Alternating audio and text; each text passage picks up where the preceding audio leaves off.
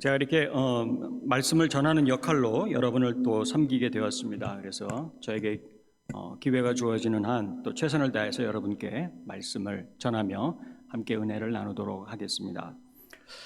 오늘 그 본문 3장 20절에서 이렇게 얘기합니다. 그러므로 율법의 행위로 그의 앞에 의롭다 하심을 얻을 육체가 없나니 율법으로는 죄를 깨달음이니라. 우리가 지금 읽었습니다. 한 번 더 읽어볼까요? 그러므로 율법의 행위로 그의 앞에 의롭다 하심을 얻을 육체가 없나니 율법으로는 죄를 깨달음이니라. 그러니까 율법의 1차적인 목적은 율법을 통해서 죄를 깨닫는 것입니다. 율법을 통해서 죄를 깨닫는 것. 율법의 행위로는 하나님 앞에서 의롭다 하심을 얻을 사람이 없다고 본문에서 얘기합니다. 그런데 우리가 율법이란 말을 참 수없이 많이 들었는데 그러면 도대체 율법이 뭐냐? 그 율법이라고 하면은 구약 성경에서 하나님이 주신 계명들, 그 지켜야 할 법들을 말합니다. 하나님이 하라고 하신 것 또는 하지 말라고 하신 것들이 있는데 대략 다 모아보면 구약에서 한 1000개 정도 된다 그래요.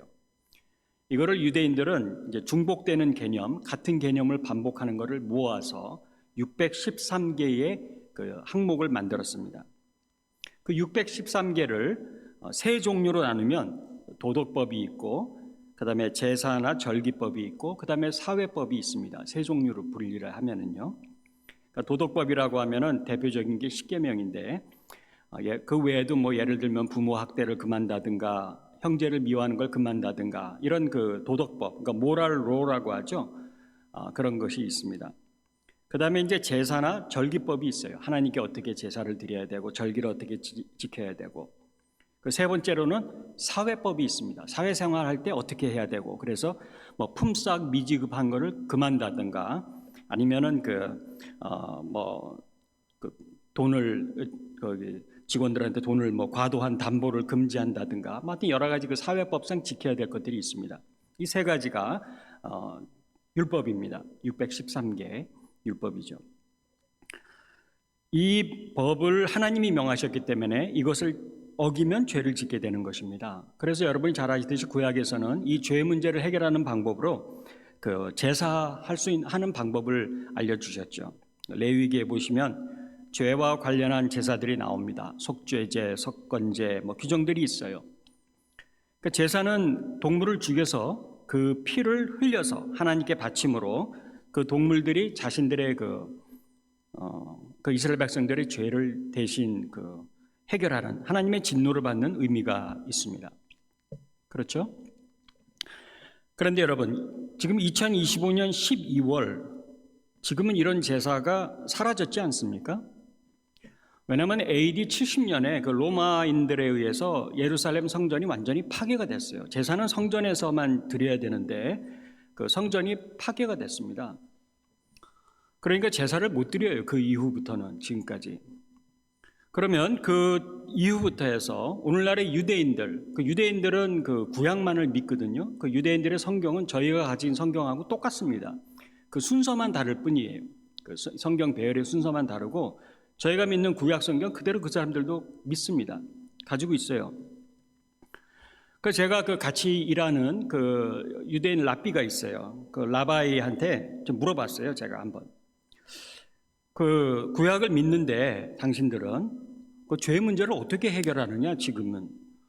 왜냐하면 제사를 더 이상 못 드리는데 제사만이 유일한 해결 방법인데 제사를 못 드리는데 어떻게 해결하는가 물어봤더니 이제 그 사람이 얘기하더라고요.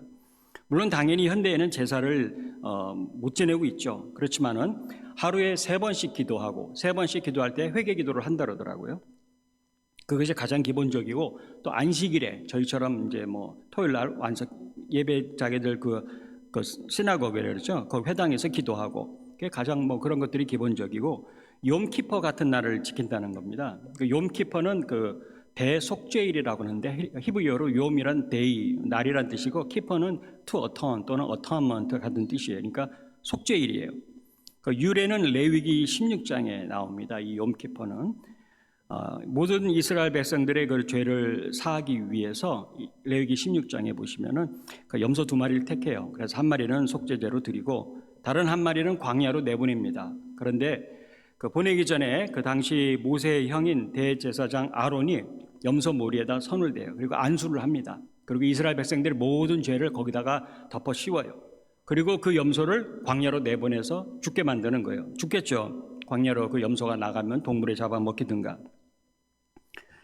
지금의 유대인들은 당연히 제사도 못 지내고 염소를 광야에 내보내고 하는 것 하지 않죠. 그래서 욤키퍼 같은 날 그 회개기도 하는 걸로 대신한대요. 욤키퍼 하루 종일 뭐 자기들 말로 하면 우리 말로 하면 예배드리고 회개기도가 하고 하는 걸로. 금년 10월이죠. 몇 달 전이죠. 그때 영국에 있는 유대인의 회당에 이제 사람들이 유대인들이 욤키퍼를 지키기 위해서 줄 서 있는데 뭐 차량이 막 돌진을 해서 몇 명이 죽고 뭐 그런 일이 있었던 거 아마 기사 보신 분들도 있을 거예요. 그러니까 이스라엘은 욤키퍼 때는 차량 운행이나 공항에서 비행기 운행이 제한되고 도시가 이렇게 적막해집니다. 그런데 오늘 드리고자 하는 말씀은 기독교의 본질, 우리가 믿는 이 기독교의 본질이시며 핵심은 예수 그리스도인데 우리가 만약 이 예수 그리스도를 이렇게 살짝 젖혀놓고 빼놓고 기독교를 포함한 여러 종교들을 서로 비교해 보면 오늘날 이 죄사함을 받는 방법들, 종교들의 그 핵심들, 그리고 종교 생활이 다른 종교하고 기독교하고 비슷비슷하다는 거예요. 예수님을 빼놓고 보면은. 왜냐하면 다 회개기도 하라 그래요. 이슬람교도도 회개기도 합니다, 여러분. 그 회개할 때 진정한 회개를 하라 그래요. 입술로만 하는 게 아니라 진정한 회개를 하라고, 말뿐이 아닌 참된 회개를 통해서 너의 행위를 통해서 증명하라고 그럽니다. 선한 일도 하고 이웃도 섬기고 고아와 가난한 자 구제하라 그래요. 말씀드린 것처럼 유대인들도 회개기도 하죠. 그들 역시 입술만이 아닌 진정한 회개를 하라고 합니다. 마음에서 진심으로 일어나는 회개를 해라. 변화되는 회개하고 이웃하고 섬기고 구제하고. 우리가 믿는 기독교는 말할 것도 없죠. 우리도 회개기도 할 때 정말 그 너의 행위가 변화되는 진실한 회개를 해라, 참된 회개를 하라고 하지 않습니까? 그리고 이웃을 사랑하고 섬기고 구제하라고. 이스라엘 사람들은 그 제 일하는 데 보니까 금요일 날들 모여서 주마라 그래서 막 금요일 날 모여서 예배는 아니지만 기도를 하더라고요. 평일 다른 날도 있지만 유대인들은 또 안식일에 자신들 그 회당에 모여서 예배드리고 우리는 주일날 모여서 예배드리고 다 회개기도하고 다 예배드리고 다 구제하고 섬기는 거 가르칩니다. 그러면 도대체 뭐가 다릅니까? 우리가 믿는 기독교가 그리고 다른 종교들과 분명히 다른 점이 두 가지가 있는데 첫째는 예수 그리스도를 통해서만 하나님과의 관계를 회복할 수 있다는 것입니다. 성도 여러분, 죄의 문제는 내가 죄를 지을 때마다 회개함으로 해결되는 것이 아니라 기독교와 다른 종교와의 큰 차이점이 바로 그것입니다. 내가 죄를 지을 때마다 회개함으로 해결되는 것이 아닙니다. 왜냐하면 그거는 다른 종교들도 다 그렇게 해요. 죄 지으면 다 회개기도 해요. 나의 죄 문제는 예수 그리스도가 나의 모든 죄를 사하시고 십자가에 나 대신 죽으셨다는 것을 믿고 받아들이는 데서만 이 죄 문제가 해결이 됩니다. 다른 종교들은 회개가 자신들과 신과의 관계 회복의 수단이에요. 그러나 기독교는, 우리가 믿는 이 기독교는 하나님과의 근본적인 관계 회복은, 이것을 가리켜 우리는 하나님의 자녀됨이라 그러죠. 이것은 오직 예수 그리스도를 통해서만 이루어집니다. 하나님과 나의 관계, 즉 아버지와 자녀의 관계가 성립되는 것은 오직 예수 그리스도가 나의 죄를 대신 지시고 저주를 대신 받으시고 나무에 달려 죽으시고 부활하신 것을 믿는 하나님의 아들이시라는 것을 받아들이는 데서만 그 관계의 회복은 이루어진다는 겁니다. 그 받아들임이 없이 100번을 회개하든 10,000번을 회개하든 그 회개에는 아무런 의미가 없습니다. 그것이 가장 중요한 점이고 이것이 다른 종교와 다른 점입니다. 요한복음 14장 6절에서 예수님이 이렇게 말씀하셨습니다. 내가 곧 길이요 진리요 생명이니 나로 말미암지 않고는 아버지께로 올 자가 없느니라. 이슬람교도도 회개를 통해서 직접 자신들이 부르는 알라라고 하는 신에게 나아갑니다. 회개합니다. 구제들을 통해서, 종교적인 열심을 통해서 그들의 신과의 관계를 정립해요. 유대교도 회개를 통해서 구약의 하나님에게 나아갑니다. 제사를 못 지내니까 이제는 회개를 통해서, 절기를 지켜서, 안식일을 지켜서, 그 다음에 구제를 통해서, 만일 나에게 예수 그리스도가 십자가에서 나의 모든 죄를 다 사하셨다는 믿음이 없다면, 그것이 만약에 옆으로 제쳐놓는다면, 나도 회개를 통해서, 선한 일들을 통해서, 종교 생활을 통해서 하나님께 직접 나아가는 것입니다. 그러나 요한복음 14장 6절에서 예수님이 뭐라고 말씀하셨다고요? 내가 곧 길이요 진리요 생명이니 나로 말미암지 않고는 아버지께로 올 자가 없느니라. 내가 곧 길이다. 길은 오직, 나에게 올 수 있는 길은 오직 예수 그리스도 밖에 없다는 것입니다. 그것이 가장 큰 차이점입니다. 이것을 놓치면 기독교가 아닙니다. 다른 종교와 큰 차이가 없어요. 마치 제 자녀가 잘못을 하고 저에게 와서 아버지 잘못했습니다 하면서 용서해달라고 하면 제가 용서를 해줘요. 그러나 그것을 떠나서 저의 자녀는 이미 저의 자녀입니다. 용서해달라고 하는 것에 따라서, 아니면은 제가 용서를 하고 안 하고에 따라서 그 아이가 제 자녀가 되고 제가 그 아이의 아버지가 되고 하는 것은 아니죠. 하나님의 자녀가 되는 조건은, 하나님과의 관계 회복은 오직 예수 그리스도를 믿음으로 인함이라고 성경에서 분명히 말하고 있습니다. 갈라디아서 3장 26절에서 너희가 다 믿음으로 말미암아 그리스도 예수 안에서 하나님의 아들이 되었으니, 우리는 믿음으로 하나님의 아들이 된 것입니다.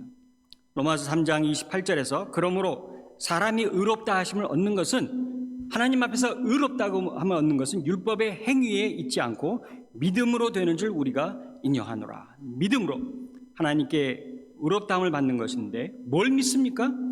예수님이 나의 모든 죄를 대신 지시고 십자가에서 죽으시고 부활하심으로 하나님의 아들이심을 증명하셨다는 것을 믿는 것입니다. 저는 타운홈에 살고 있는데, 타운하우스에 살고 있는데, 이렇게 타운하우스가 있고 또 그 건너편에 또 타운하우스 있고 주차장이 있고 이제 서로 앞에 길이 있어요. 그러면 이제 애들이 거기서 풋볼공을 이렇게 던지면서, 높이 던지면서 주고받고 놀아요. 그러면 혹시라도 그 공이 제 차 위에 떨어질까봐, 뾰족한 부분이 차에 높이 떨어지면은 이렇게 구멍, 덴트가 날 수도 있잖아요. 좀 걱정이 돼요, 많이. 그런데 만일 그렇게 돼서 그 중에 이제 놀던 한 아이가 저한테 와서, 아유 아저씨, 미스터 킴, 저 미안하다고, 잘못했다고 그래요. 제가 그 아이 잘못을 용서해 줘요. 그러면 그 아이가 제 아이가 됩니까? 아니죠. 제가 입양을 하지 않는 한 그 아이는 저와 아무런 관계가 없습니다. 제가 그 아이가 100번 잘못해서 저희한테 와서 100번을 찾아와서 잘못했다고 용서를 빈다고 해도 그 아이가 저의 자녀가 되는 것은 아니에요. 이해가 되시죠? 에베소서 1장 5절에서 그 기쁘신 뜻대로 우리를 예정하사 예수 그리스도로 말미암아 자기의 아들들이 되게 하셨으니, 누구로 말미암아 자기의 아들이 된다고 합니까? 예수 그리스도로 말미암아, 나의 종교적인 열심으로 말미암아, 나의 예배드림으로 말미암아, 나의 사역하고 헌신함으로 말미암아, 나의 죄에 대한 회개의 기도를 드림으로 아닙니다. 오직 예수 그리스도를 믿는, 받아들이는 그 믿음으로 말미암아입니다. 다른 길은 없고 다른 방법도 없습니다. 요한복음 1장 12절에서 영접하는 자, 곧 그 이름을 믿는 자들에게는 하나님의 자녀가 되는 권세를 주셨으니라고 했습니다. 누구의 이름을? 예수님의 이름을. 그 이름이라고 하는 것은 예수님이 나의 죄를 사하시고 죽으시고 부활하신 하나님의 실제적인 아들이시다라는 것을 믿는 그 믿음, 그것을 받아들이는 자에게 하나님의 자녀가 되는 권세를 주신 겁니다. 하나님의 자녀가 되는 것은 오직 예수 그리스도를 통해서이고, 예수님이 나의 모든 죄를 대신 지시고 십자가에서 죽으시고 부활하실 믿는 그 믿음으로만 되어집니다. 이것이 없이, 이것을 빼놓고 아무리 많이 회개한다고 해서 하나님과 나와의 관계가 회복되는 것 아니에요. 아무리 선한 일을 많이 하고 아무리 착하고 의롭게 살려고 해도 하나님의 자녀가 되는 것은 아닙니다. 아무리 교회 생활을 열심히 해도 아닙니다. 예수 그리스도만이 우리 신앙의 기초이시며 우리의 전부이십니다. 하나님의 자녀가 되는 길은 오직 예수 그리스도를 나의 구세주로 죄에서 구원하신 분으로 받아들임을 통해서만입니다. 그러면 여기까지 말씀을 드리시면 사실 여기서 함께 예배를 드리시는 분들 다 예수님을 믿으시니까 이 자리에 나오신 거거든요. 이렇게 이런 설교를 들으면 속으로 이렇게 질문하시는 분이 계실 수도 있어요. 내가 정말 예수님을 믿음으로 받아들였는가? 좀 긴가민가 하는 분들이 계실 수도 있어요. 왜냐하면 아직 예수님이 나의 모든 죄를 사하시기 위해 죽으시고 부활하셨음을 내가 정말 확실히 내가 믿었는지 받아들였는지 내가 내 삶을 보면은 조금 자신감이 확 떨어지거든요. 내 행위나 내가 신앙의 어떤 행위 같은 걸 보면은 내 감정 같은 걸 보면 확신이 조금 줄어드는 분이 계실 수도 있어요. 더구나 내가 성경에 대해서 아는 것도 많이 없어요. 그러니까 좀 자신감이 떨어져요. 내가 정말 예수님을 내가 구주로 받아들였는가? 그런 분들이 기억하실 것은 꼭 아셔야 될 것은 서두에 말씀드렸던 율법의 역할입니다. 여러분, 율법의 1차적인 역할은 내가 율법을 지키지 못하는 죄인이라는 것을 알게 하는 데 있다고 로마서 3장 20절에서 말했습니다. 다시 읽어드릴게요. 그러므로 율법의 행위로 그의 앞에서 의롭다 하심을 얻을 육체가 없나니 율법으로는 죄를 깨달음이니라. 그러니까 율법의 역할은 내가 이렇게 죄인이구나를 깨닫게 하는 데 있다는 것입니다. 그러니까 율법의 역할은 내가 하나님의 말씀을 이렇게 잘 지키는 걸 보니까 내가 정말로 예수님을 영접한 사람이 틀림없구나. 아니면은 내가 정말 구원받은 아니면 내가 이렇게 신앙에서 게으르고 나태하고 죄를 짓는 걸 보니까 내가 정말 구원받은 사람이 맞는가? 이쪽으로 가라는 게 아니에요. 율법의 역할은 내가 예수님을 믿는다고 하면서도 정말 내 수준이 이것밖에 안 되는구나 하는 데 있다는 것입니다. 나의 죄를 깨닫게 하는데 일차적인 목적이 있는 것입니다. 그러면서 정말 예수님만이 나의 구원자가 되실 수 있는데 그분만이 정말 나의 구원자이신데 내 힘으로는 내가 나를 구원할 수 없구나. 내가 나를 보니까 내 수준이 정말 이것밖에 안 되는구나. 이것이 율법으로는 죄를 깨달음이라는 말씀의 적용입니다. 그래서 우리가 신앙생활하면서 내가 예수님을 진심으로 받아들였는지 아닌지 정말 긴가민가 하는 이유는 나의 죄인됨에 대한 어떤 깊은 성찰함이 없이 너무 빨리 신앙의 열심으로 넘어가기 때문이에요. 너무 빨리 하나님께 나아가서 하나님을 섬기는 쪽으로 건너뛰기 때문입니다. 나의 죄인됨에 대한 묵상 없이, 그래서 예수 그리스도의 은혜에 대한 성찰 없이 바로 하나님께 회개하는 것으로 넘어갑니다. 바로 봉사하고 바로 사역하는 대로 넘어갑니다. 바로 하나님을 찬양하고 예배하는 대로 예수님을 건너뛰는 것이죠. 나의 삶의 부족함을 통해서 나의 죄인됨을 깨달아야 되고, 나의 죄인됨을 깨달으면 깨달을수록 나는 예수님이 필요한 존재라는 것, 내가 스스로 구원을 이룰 수 없는 존재라고 하는 것을 깨달아야 됩니다. 그런데 율법을 잘 지키는 쪽으로 그러다 실패하면 그 실패가 오히려 하나님과 나와의 관계를 멀리하게 만드는, 그래서 때로는 구원을 의심하게 하거나 구원의 확신이 줄어드는 쪽으로 간다는 말입니다. 이것은 율법의 역할을 잘 모르기 때문이에요. 여기에는 죄의 습관이 있습니다. 예수님을 건너뛰고 하나님과 직접 한번 해보려고 하는 죄의 성질, 죄의 버릇이 희미하게 자리 잡고 있다는 것 혹시 느껴지세요? 가장 거룩해야 할 회개의 이면에, 신앙의 열심의 이면에 하나님과 직접 해결해 보려고 하는 어떤 죄의 습성이 있다는 것입니다. 성도 여러분, 다시 말씀을 드립니다. 율법의 1차적인 적용은, 율법의 목적은 내 안에 내가 해결할 수 없는 죄의 본성이 있다는 것을 알게 하는 데 있습니다. 그래서 예수 그리스도 외에는 나를 구원할 분이 없다는 것을 알게 하는 데 목적이 있어요. 우리가 절망하게 하는 데 목적이 있습니다. 그래서 예수님의 구원에 대한 확신이 없다면, 아직도 없으시면은 많이 절망하세요. 나의 죄의 습관에 대해서 절망하세요. 절망할수록, 실망할수록 은혜가 넘칩니다. 로마서 3장 19절에 보시면 우리가 알거니와 무릇 율법이 말하는 바는 율법 아래에 있는 자들에게 말하는 것이니 이는 모든 입을 막고 온 세상으로 하나님의 심판 아래에 있게 하려 합니다. 율법의 목적이 무엇인가? 내가 얼마나 죄인인가를, 얼마나 하나님 앞에서 희망이 없는 사람인가를 깨달으라는 것입니다. 이렇게 깨닫는 쪽으로 가야지, 내가 이 수준밖에 안 되는데 내가 과연 구원받았나 하는 의심하는 쪽으로 가라는 말이 아닙니다. 본문에서 율법의 목적은 온 세상으로 하나님의 심판 아래 있게 하려 함이라. 즉 내가 심판받을 죄인이라는 것을 알게 하는 것이 율법의 일차적인 목적입니다. 모든 입이 막힌다는 말은 모든 사람이 할 말이 없다는 것입니다. 나에게는 내 힘으로, 내 노력이나 그 어떤 것으로도 하나님과의 관계가 회복될 수 없다는 것을 알려주는 것, 그래서 온 세상이 하나님 아래 심판 아래 있다는 것, 그것이 율법의 적용입니다. 그런데 때로는 우리는 이거를 건너뛰고 내가 내 힘으로 하나님과의 관계를 회복해 보려고 회개 기도함을 통해서, 사역함을 통해서, 예배를 통해서, 그러다가 실패하거나 게으러지면은 내가 믿은 구원이 정말 진짜 구원이었나, 내가 고백한 그 구원이 내가 그 회개하고 고백한 그 믿음이 진짜 참된 믿음이었나, 막 회의하게 되고, 그런 게 아니라는 것이죠.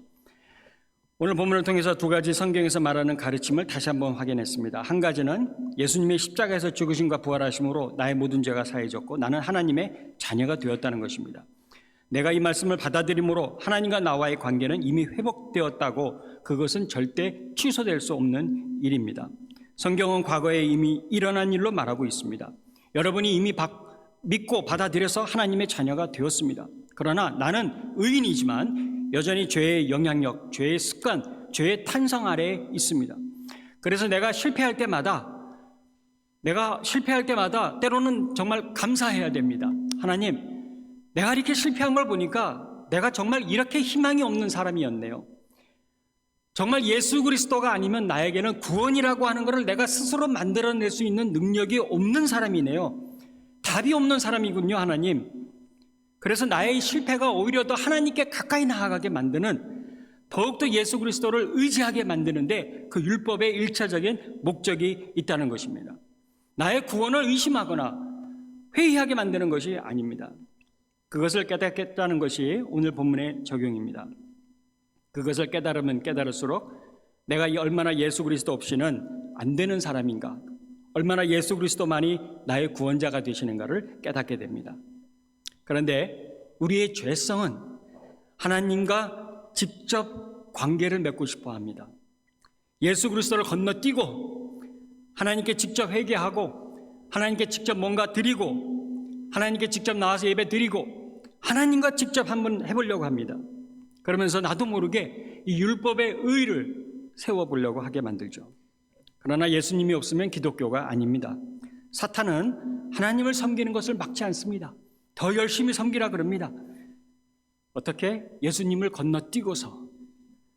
그러면 그럴수록 더 복잡해지거든요. 사탄은 예수님을 통해서 하나님께 나아가는 것을 막습니다. 그러나 예수를 깊이 묵상하시면 묵상하시는 만큼 거기서 평안이 나오고 기쁨이 생기고 예수 그리스도의 이름을 통한 능력이 나오는 것입니다. 사도행전을 한번 읽어보세요.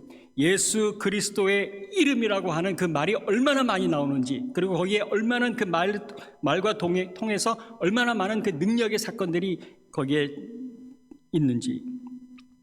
우리의 모든 신앙생활의 원동력은 그 예수 그리스도가 나의 모든 죄를 대신 지시고 죽으시고 부활하신 하나님의 아들이심을 믿는 그 믿음이 주는 능력에서 나옵니다.